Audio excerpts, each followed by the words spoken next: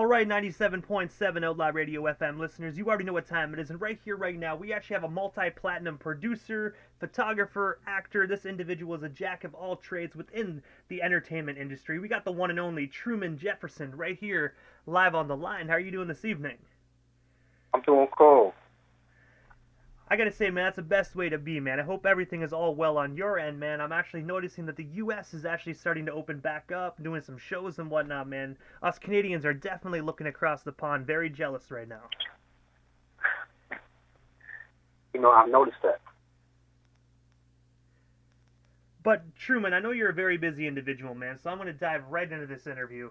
But I want to take you back to the beginning of your music career, and I have to ask, man, like, what originally made you decide to get into the music industry initially?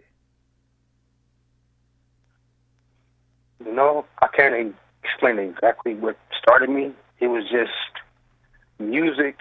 I guess I started watching music videos, and then I just gravitated towards making my own music, and that's pretty much where it started from. I gotta say as well, man, back in those days, man, I miss those days where you can actually turn on the TV at a certain time slot and actually watch all of your favorite hip hop videos or any type of music videos on TV, man. Now it's all like YouTube and internet based. It doesn't have the same feel, in my personal opinion. Yeah, I feel the exact same way.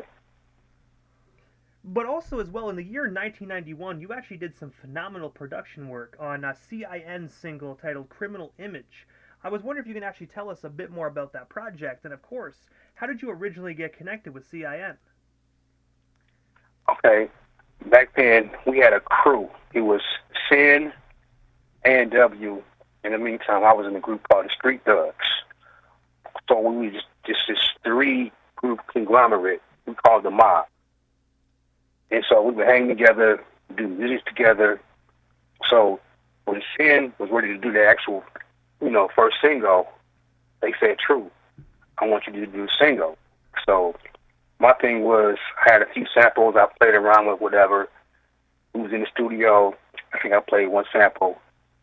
And then Jay Jonah, who was the leader of C.I.N, was like, "That's it.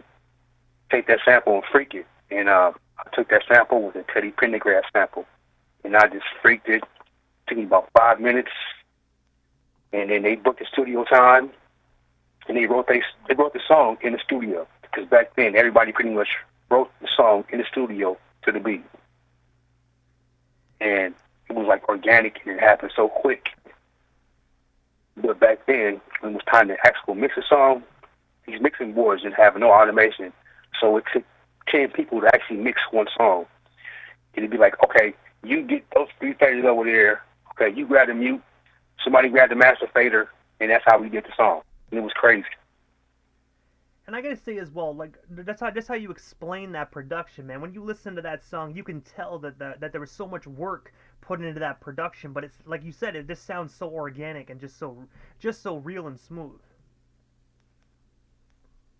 Yeah, because back then everything was just instinct. We didn't have no agenda. We wanted to make music, and back then it didn't take long to do a song. And also, I got spoiled. I gotta say, man, you definitely did, man. But you know what? That's the best way to do it as well, man. It really helps grow your presence within the studio. But also as well, you were actually most known for your production work on Tupac's second album, Strictly for My End, on the song Representin 93. I was wondering if you can actually tell our listeners a bit more about that recording session, and of course, how did you originally get connected with Tupac Shakur? Okay, back then I had a partner named the Governor. He was pretty much a hip hop icon from East Oakland, and Pac used to always, anywhere Gov would go, whatever, Pac would come through, whatever. So Gov had a basement recording studio, so we would all go over there, play music, smoke weed, play dice, and then one day I left my equipment over there playing a beat. And mind you, I never leave my equipment anywhere. So I left it over there that night. The beat was playing overnight. So I went home. And the next day, Gov called me up. Like, "True, you should get over here, man. They feeling this beat you got playing." So in the meantime, I go over there. It was Tupac, Richie Rich, Dangerous Dame, a few other people over there freestyling to the beat.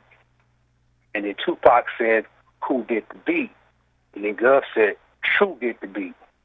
And then Pac was like, "Oh, that's the dude you was telling me about?" And Gov said, "Yeah." So then Pac came to me. He said, "Hey, look, man, I want this beat for my album." So in the meantime, Gov is like, "Hold up here. You made this beat in my basement. I get first dibs." And then Tupac and Gov had got to a slight little disagreement. And then Pac said, "Fuck it, I don't want the beat. I'm out." So he leaves. And then I guess the next day, Pac called me up. I ain't sure how he got my number. Actually, he probably got it from Gov.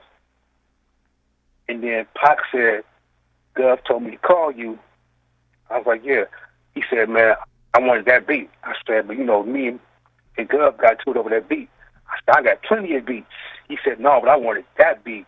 So in the meantime, I had like 4 or 5 variations of the exact same sample, just mixed a different way. So I played the beat for Pac. He was like, "All right, cool, I'll take it." So in the meantime, he came by the next day. It was Pac, it was Tresh from 90 by Nature, and a few of the folks came to my house. And Pac came and got the tape before he went to the summer jam. And then that's how it started. And I have to ask as well, man, because you like obviously just being able to work alongside Tupac and whatnot, man. I have to ask, like, were you there when he recorded that song, and if so, like, how long did it take him to record that? Because I've heard some stories where, like, I mean, this guy is just like a master in the studio, like complete, like wax on, wax off, completely done in a very short span of time. It was phenomenal. I've never seen anything like that before or since. Pop must have wrote the song. When we flew me to Hollywood, he didn't even write the song. And I gave him the idea for the song. I had a concept for the song. So I gave him the idea for the song and everything. He sat there, smoked some weed. Between 5 and 10 minutes, I guess he was done. He's like, "I'm going to go in the booth and record it." So I'm like, "All right, cool." So we go into the booth. It takes him about between 5 and 7 minutes, I kid you not, to record it. And it was done. I'm looking at him like, "Wait a minute, you ain't going to, whatever." He said, "No, it's done." I'm like, "You sure?" He's like, "Yeah, it's good." He comes out the booth, we play it back, and then I go in there. I had my little background vocals to it. I think I was going, on a background part. But I did a rough mix, and the song was done. I said, "Pac, the sample's a little off. Let me fix it." He's like, No, leave it just like that." So literally, he wrote the song in about 5 and 10 minutes. When the booth did his vocals, one take, I kid you not. And next thing you know, we leave and go kick it. It was like a big party. The studio was like 20 minutes to half hour max, and then we was out kicking it. It was just that he was just that good. And also, as well, aside from Interscope Records and Tupac and whatnot, you also had the opportunity to do production work for Atlantic Records as well. I was wondering if you can actually tell our listeners a bit more about that business venture, and of course, what projects did you actually produce over there at your time with Atlantic? Well, I've worked on a few different projects that never came out. As a matter of fact, I worked with MC Hammer.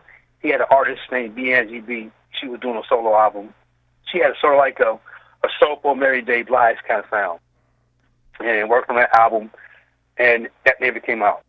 So I worked on a few things, and just being in the music industry, when you first get in, you never know a whole album could be done, and it never gets put out.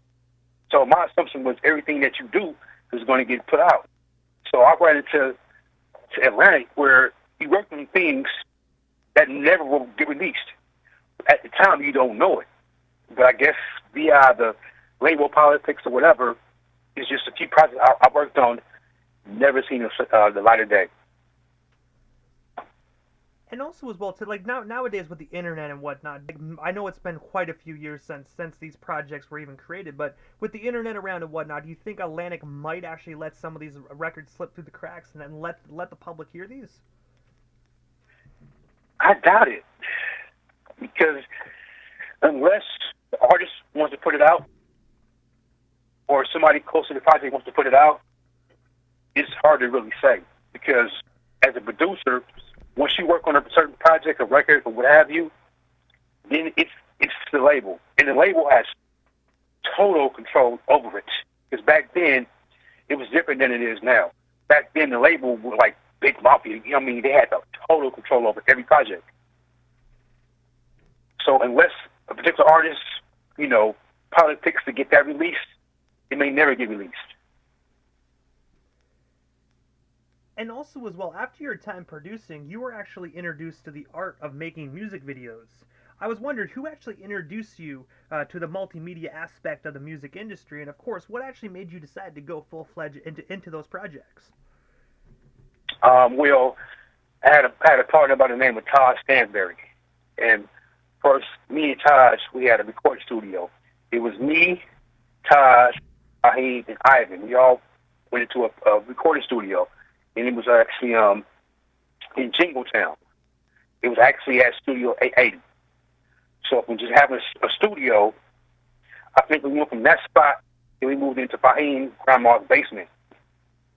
And then our spot got broken into to where they stole most of our equipment and everything. So our studio was gone. It was, you know, it was one Thanksgiving, somebody came through and ripped us off. So my partner Todd was like, "True, man, I'm going to start doing music videos." So at the time, like, music videos, okay. So I seen Todd when he started doing the music video. He researched getting a cinematographer, and he put the music video together. It's for a group called the A's. And from there, I watched him do music videos, and I was involved on a few of them. To where I'm like, this is actually better than doing the music. To where doing the film, the camera, all that stuff became very interesting to me. To where I went from doing music to going into film and camera work. And I've just been honing my skills ever since. And I gotta say as well, man, you definitely have done some phenomenal work with those music videos. And I do know we have a lot of independent artists that do actually tune in to the radio station and to the past interview segments on YouTube as well. So if any of these artists are looking to book you to actually potentially film their next music video, how can they go about doing so? You can hit me on my Instagram or on my Twitter. It's BIG_TRU. And I travel and work everywhere. So, ladies and gentlemen, you heard it here first. You know, you might just be able to have, you know, Tupac's legendary producer film your next music video. And I'm literally everywhere. I travel to wherever I need to go to. And also as well, I actually read via IMDb that you are actually currently working on a movie titled Talk to the Gun that is actually expected to come out early this summer. I was wondering if you can actually tell our listeners a bit more about this film, and of course, what can we expect from it when it drops to the general public?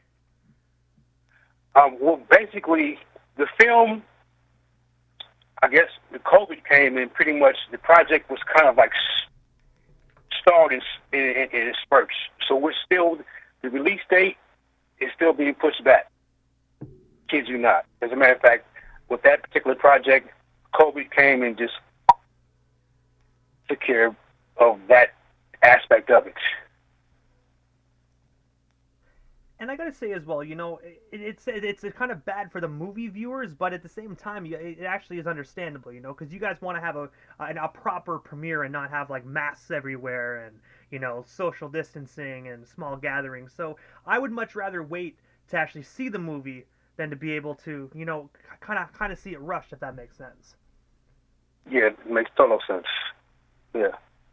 But with that movie as well, I do know that you're actually doing some of the behind the scenes work. Are you actually in the movie as well as an actor, or are you just working behind the scenes? I'm working behind the scenes.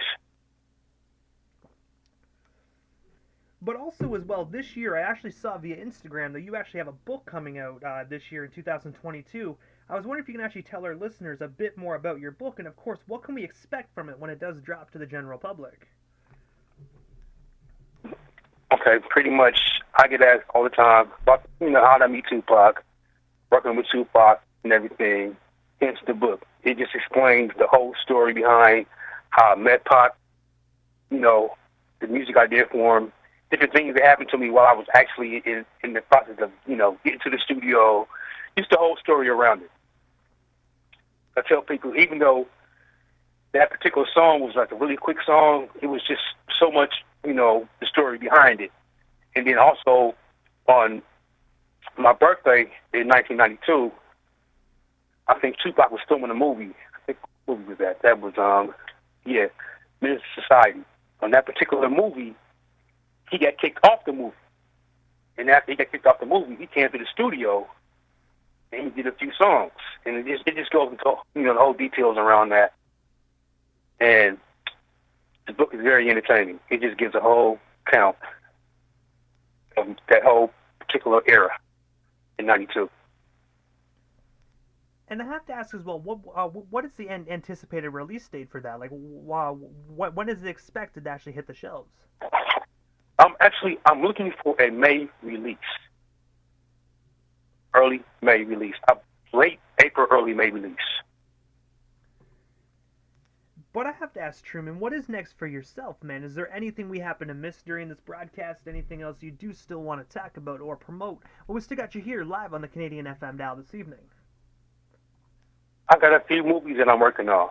I got one movie called Occupy Oakland. And that's actual, that, and I have a few other movies that aren't named yet that I'm actually working on scripts for. So I'm really getting into the film game. It's really been a humble experience, getting film financing, just that kind of thing.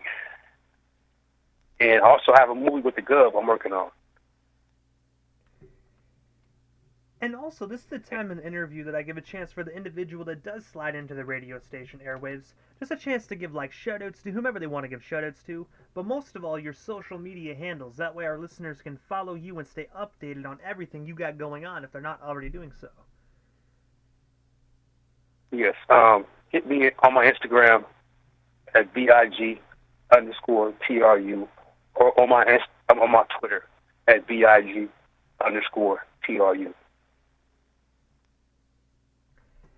And I got to say, Truth, thank you so much, man, for just giving us a bit of your time here this evening and sliding into the 97.7 FM airways, man. It definitely was an honor and most definitely a privilege, man. And I definitely hope you have yourself a wonderful weekend as well. Thank you so much for your time this evening. All right, thank you. Sure, 100.